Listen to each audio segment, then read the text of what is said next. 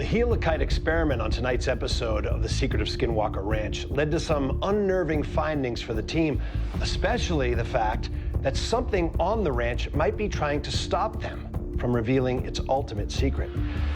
The madness continues during this experiment. The field data is stunning, the field experiences are incredible, and you start analyzing what you've recorded, all your data. And did you find maybe the source of all these anomalies? In fact, on review, we often do discover things that we don't notice in real time.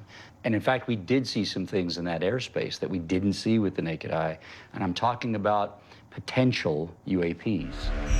We're looking at a video record that's been collected from the Helikite at a pretty high frame rate. Something is moving in the airspace very rapidly. And this coincides, as is often the case, with the emergence of the mimicking signal, 1.2 gigahertz signal that we also picked up on the spectrum analyzer. What we appeared to see was a few frames where there was an object way to the north, and then about middle of the property, due east, and then way to the south. Now, let me point out, there were 3 cameras on it. And in 2 of the cameras, we actually caught this. So we know that it wasn't a bug flying close to the camera, right? And seeing the mesas in the distance, in the background, allowed us to estimate that it covered something like 5 miles in this 3/120th of a second. That's pretty fast. And when we ended up doing the math, I think I came up with something like 16,000 miles per hour. Yeah.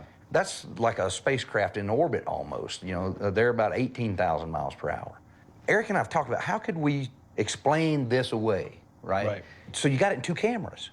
So how could we explain that away? There would have to be some kind of phenomena that literally messed with the electronics of both cameras and caused it to see the same thing. I mean, think about it, 16,000 miles per hour.